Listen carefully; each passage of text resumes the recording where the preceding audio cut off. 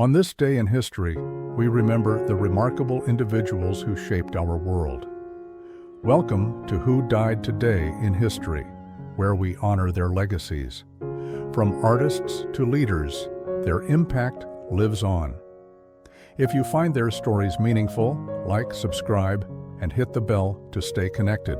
Chuck Berry, one of the most influential pioneers of rock and roll, passed away on March 18, 2017, at the age of 90. He was found unresponsive at his home in Missouri, and his death was attributed to natural causes. Having lived a full and groundbreaking life, Berry's passing marked the end of an era, one that he had helped define with his electrifying guitar riffs, storytelling lyrics, and charismatic stage presence. Berry's career spanned decades, beginning in the 1950s when he revolutionized popular music with hits like Johnny B. Goode, Maybellene, and Over Beethoven. He brought together elements of rhythm and blues, country, and swing, crafting a new sound that would lay the foundation for rock and roll. However, his journey was not without struggles. As a black artist in a racially segregated America, he faced systemic challenges, including legal troubles that interrupted his career at times. Despite this, his influence remained undeniable, shaping the music of legends like the Beatles, the Rolling Stones, and countless others. The immediate response to Berry's death was one of deep reverence and reflection. Fans, fellow musicians, and cultural commentators recognized his monumental contributions, with many noting that, without Chuck Berry, rock music as we know it might never have existed. His passing also reignited discussions about the origins of rock and roll and the often overlooked role of black artists in shaping mainstream music. Berry's legacy has only grown stronger since his death. His music continues to be celebrated, with Johnny B. Goode famously immortalized on the Voyager Golden Record, ensuring that his sound travels beyond Earth itself. Statues, tribute performances, and retrospectives have honored his work, reinforcing his role as a foundational figure in music history. His death reminds us of the power of artistic innovation and the way music transcends generations. It also highlights the complexities of fame, race, and the evolution of popular culture. While Berry's story is one of immense success, it also speaks to the struggles faced by pioneers who push boundaries. In remembering Chuck Berry, we celebrate not just the man, but the movement he helped create, one that continues to shape the world of music today. Natasha Richardson, a talented British actress known for her work on stage and screen, tragically passed away on March 18, 2009, at the age of 45. Her death was the result of a head injury sustained during a skiing accident in Mont-Tremblant, Quebec, Canada. Initially appearing unharmed, she declined medical attention, but as the effects of an epidural hematoma took hold, her condition deteriorated rapidly. She was later transported to a hospital in New York, where she was placed on life support before passing away, surrounded by her family. Richardson's death was a stark reminder of how fragile life can be, even for those in peak health. Her passing also underscored the dangers of traumatic brain injuries, particularly those that seem minor at first but can quickly become fatal. This tragedy brought increased awareness to the importance of wearing helmets while skiing and the need for immediate medical evaluation following head trauma. The immediate reaction to Richardson's death was an outpouring of grief from the entertainment world and beyond. As the daughter of the legendary actress Vanessa Redgrave and director Tony Richardson, she came from a distinguished acting family, and her loss was deeply felt. Her husband, actor Liam Neeson, and their two sons faced a heartbreaking and highly publicized mourning process, with Neeson later speaking about the profound impact of losing her so suddenly. Despite her untimely passing, Richardson's legacy endures. She was celebrated not only for her acting talent, particularly her acclaimed performances in The Parent Trap, Maid in Manhattan, and on Broadway and Cabaret, but also for her warmth, generosity, and charitable work. Theaters and film retrospectives have honored her contributions, while her family continues to ensure her memory is preserved.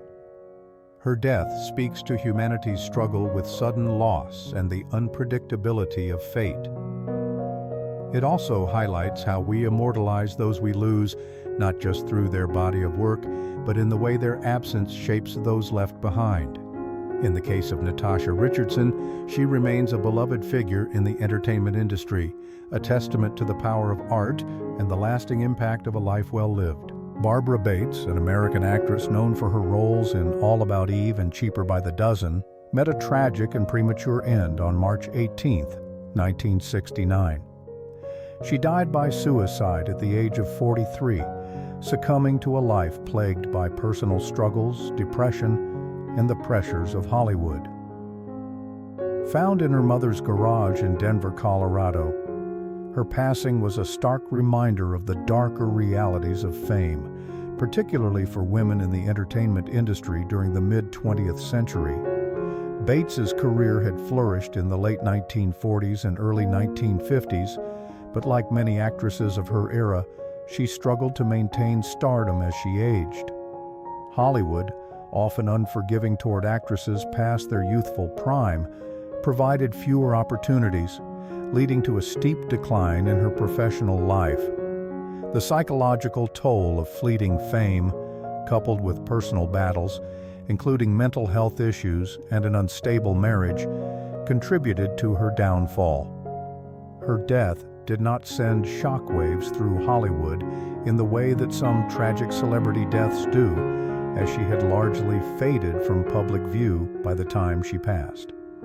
However, her story has since been revisited as an example of the immense pressures that come with fame, particularly in an era when mental health was not openly discussed or treated with the same awareness it is today. Her struggles reflected the challenges faced by many women in show business, where youth and beauty were often valued above talent and longevity.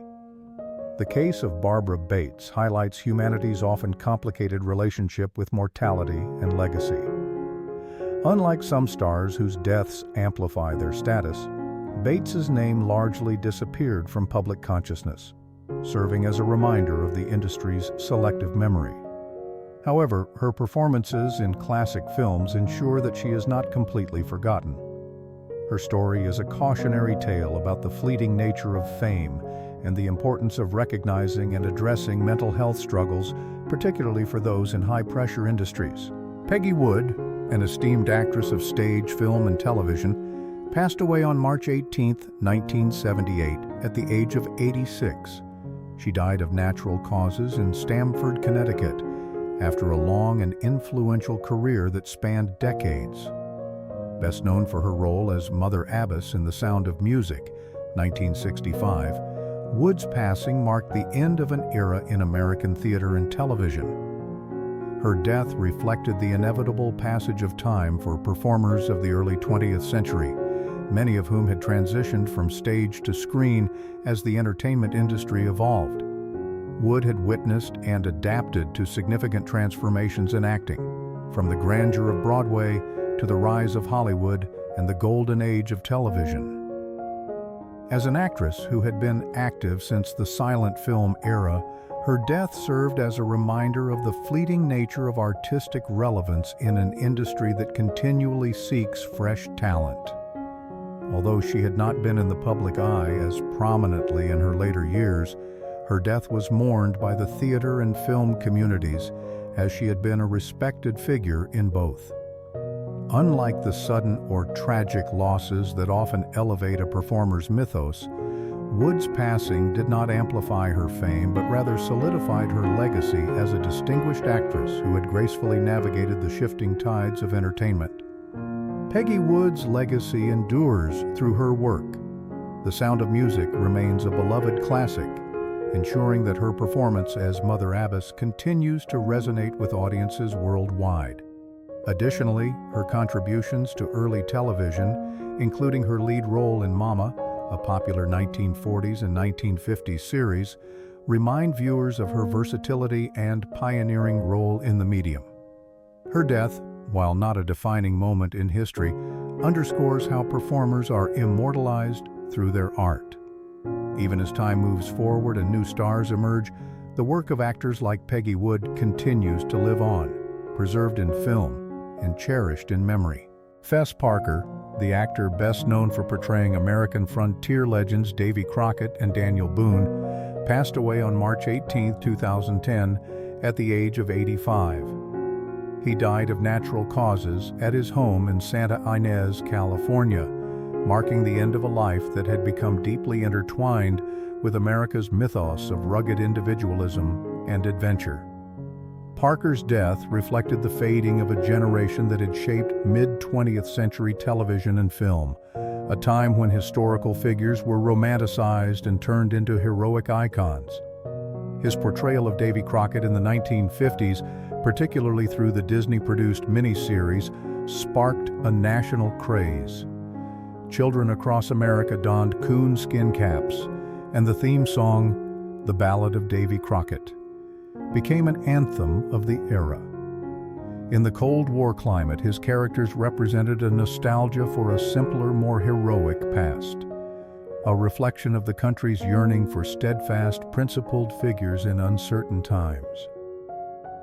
The immediate consequence of his passing was a wave of tributes, particularly from those who had grown up watching him on television. While his career had shifted toward business, he became a successful winemaker and hotelier. His legacy in entertainment endured.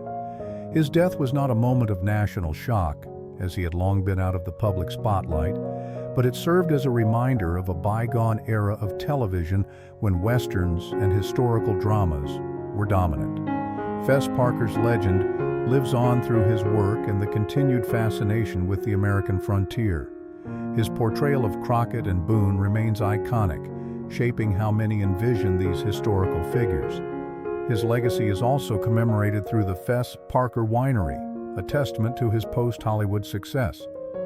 More broadly, Parker's career underscores how actors can become symbols of national identity, their performances preserving and shaping cultural memory. His death reminds us that while individuals pass, the myths they help create endure, carried forward through art, media, and the lasting impressions they leave behind. John Clayton, the esteemed sports journalist and longtime ESPN analyst, passed away on March 18, 2022, at the age of 67 due to a brief illness. His death marked the loss of one of the most respected voices in sports media, a figure known for his deep knowledge of football and his unwavering commitment to journalistic integrity. Clayton's passing reflected the challenges of an ever-changing media landscape. He built his career during an era when sports reporting relied heavily on detailed analysis and first-hand sources, long before the rise of social media and rapid-fire speculation. His methodical, fact-based approach to covering the NFL stood in contrast to the often sensationalized reporting that became common in later years. His work, grounded in traditional journalism, was a reminder of the value of credibility and expertise in an age of instant opinions. The immediate consequence of his death was an outpouring of grief and appreciation from the sports world. Fellow journalists, players, coaches, and fans recognized his contributions, not just as a reporter, but as a beloved personality. Clayton's tenure at ESPN, particularly his humorous "This is SportsCenter" commercial, endeared him to a wider audience beyond just football enthusiasts. His influence extended beyond the screen, as he mentored younger journalists and set a standard for excellence in sports coverage. His legacy continues through the countless stories he covered, the journalists he inspired, and the respect he garnered from those he reported on. As sports journalism evolves, Clayton's career serves as a benchmark for thorough, unbiased reporting. He is immortalized in the work of those who follow in his footsteps, in the archives of his writing and broadcasts, and in the fond memories of fans who trusted his insight. His death reminds us that while the media industry may change, the principles of integrity, dedication, and knowledge remain timeless. John Phillips, the influential musician and songwriter best known as the leader of the Mamas and the Papas, passed away on March 18, 2001, at the age of 65 due to heart failure. His death marked the end of a complex and often turbulent life, one that mirrored both the creativity and excesses of the 1960s counterculture. Phillips's passing reflected the consequences of an era that embraced artistic freedom but also widespread substance abuse. As a key architect of the folk rock sound, he helped define the hippie movement with songs like California Dreamin and Monday, Monday. However, his career and personal life were marred by struggles with drug addiction, which contributed to his declining health in later years. By the time of his death, he had undergone a liver transplant, a stark reminder of the long-term effects of a lifestyle that had defined the rock and roll era. The immediate response to his passing was a mix of mourning and reflection. Fans and fellow musicians paid tribute to his contributions, recognizing him as a key figure in shaping the sound of the 1960s. At the same time, his legacy was complicated by personal controversies, including strained relationships and allegations of misconduct. While his musical achievements were undeniable, his personal life cast a shadow over his public image. Despite the complexities of his legacy, Phillips remains immortalized through his music. His work continues to be celebrated in film, television, and tribute performances, ensuring that his influence endures across generations. His story serves as both an inspiration and a cautionary tale, one that highlights the creative brilliance of the 1960s, but also the personal costs that often accompanied it. Through his enduring melodies and the nostalgic power of his songs, John Phillips remains a lasting figure in the cultural memory of the 20th century.